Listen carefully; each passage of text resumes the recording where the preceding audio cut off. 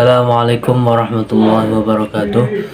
Alhamdulillahirabbil alamin, nabi nasta'in ala umuri dunya waddin.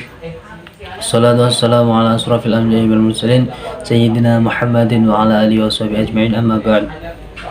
Yang saya hormati beliau Bapak Imran Rasyadi selaku dosen pengampu mata kuliah evaluasi pendidikan dan teman-teman yang saya banggakan. Pertama-tama marilah kita panjatkan puja dan puji syukur kehadirat Allah sehingga kita bisa mengikuti perkuliahan pada saat ini, yaitu dengan daring dan masih dalam keadaan pandemi. Salawat wa salam tetap kita tercurahkan kepada junjungan Nabi kita, Nabi Agung Muhammad Sallallahu Alaihi Wasallam, yang kita nantikan syafaatul ummah beliau di yaumil qiyamah, amin ya rabbal alamin.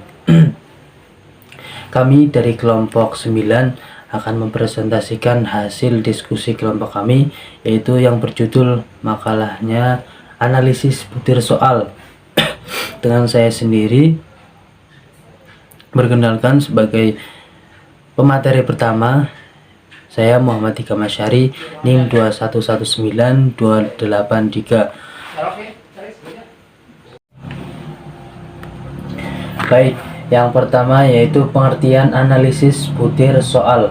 Analisis butir soal atau analisis item adalah pengkajian pertanyaan-pertanyaan agar diperoleh perangkat pertanyaan yang memiliki kualitas yang memadai. Kegiatan menganalisis butir soal merupakan suatu kegiatan yang harus dilakukan pendidik untuk meningkatkan mutu soal yang telah ditulis.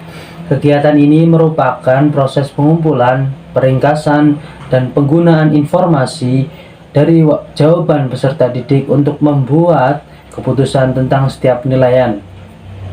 Tujuan penelaah adalah untuk mengkaji dan menelaah setiap butir soal agar diperoleh soal yang bermutu sebelum soal digunakan. Di samping itu, tujuan analisis butir soal yang bermutu sebelum soal digunakan juga untuk membantu meningkatkan tes melalui revisi atau membuang soal yang tidak efektif, serta untuk mengetahui informasi diagnostik pada peserta didik apakah mereka sudah lulus atau belum memahami materi yang telah diajarkan. Soal bermutu adalah soal yang dapat memberikan informasi setepat-tepatnya sesuai dengan tujuan yang diantaranya dapat menentukan peserta didik mana yang sudah atau belum menguasai materi yang diajarkan oleh pendidik. Demikian materi pertama. Kemudian selanjutnya saya kembalikan ke pemateri kedua. Kepada pemateri kedua saya persilakan.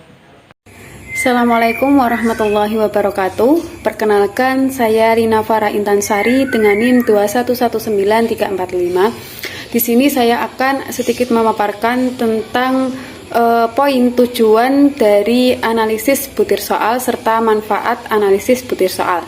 Yang pertama, tujuan analisis butir soal.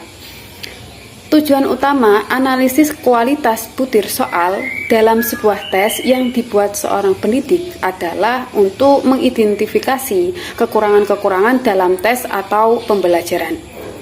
Nah, adapun menurut Suharsini Arikunto, analisis soal antara lain bertujuan untuk mengadakan identifikasi soal-soal yang baik, soal-soal yang kurang baik, dan juga soal-soal yang jelek. Dengan analisis soal dapat diperoleh informasi tentang kejelekan sebuah soal dan petunjuk untuk melakukan sebuah perbaikan. Jadi di sini bisa disimpulkan bahwa tujuan dari analisis butir soal itu mengkaji dan menelaah setiap butir soal agar diperoleh soal yang bermutu sebelum digunakan. Kemudian membantu meningkatkan kualitas tes melalui revisi atau membuang soal yang tidak efektif, serta mengetahui informasi diagnostik pada siswa, sudahkah mereka memahami materi yang telah diajarkan. Mengemukakan beberapa manfaat dari adanya analisis butir soal. Yang pertama yaitu menentukan soal-soal yang cacat atau tidak berfungsi dengan baik. Kemudian meningkatkan butir soal melalui 3 komponen analisis, yaitu tingkat kesukaran, daya pembeda, dan pengecoh soal. Yang terakhir, merevisi soal yang tidak relevan dengan materi yang diajarkan, ditandai dengan banyaknya anak yang tidak dapat menjawab dari butir soal tersebut.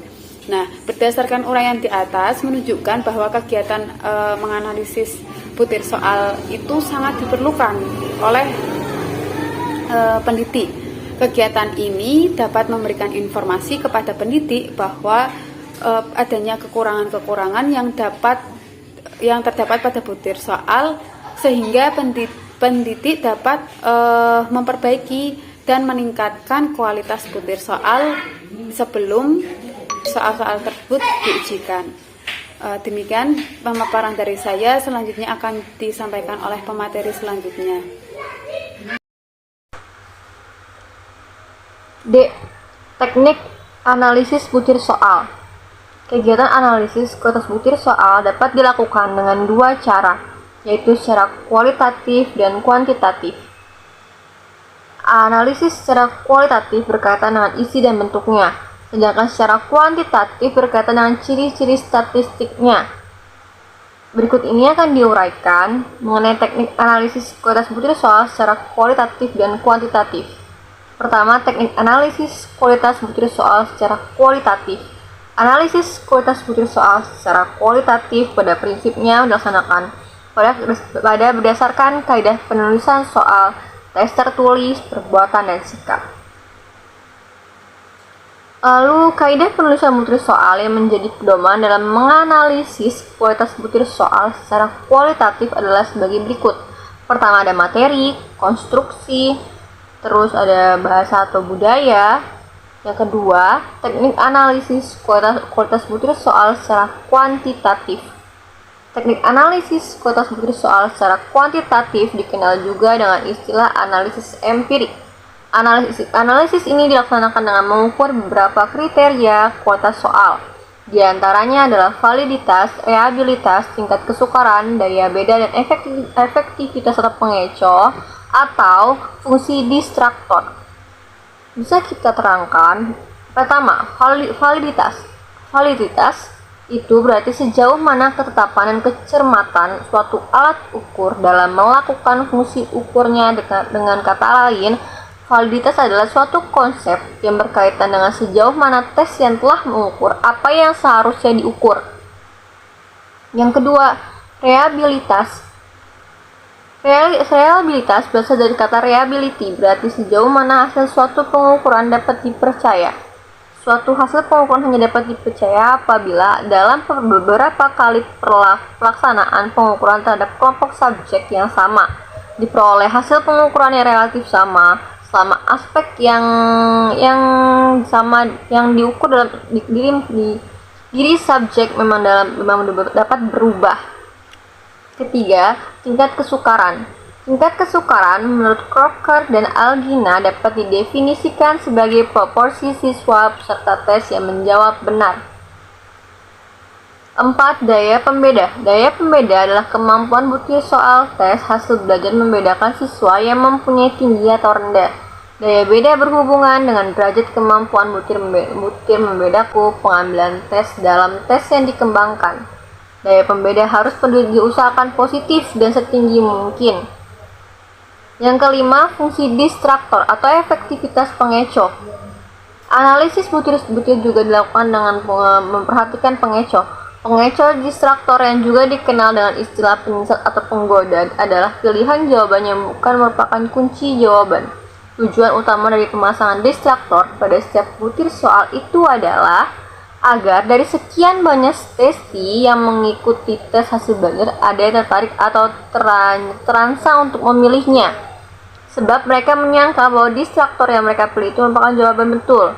Jadi mereka terkecoh atau menganggap bahwa distraktor yang terpasang pada item itu sebagai kunci jawaban item, padahal bukan. Sekian dari kelompok kami. Wassalamualaikum warahmatullahi wabarakatuh.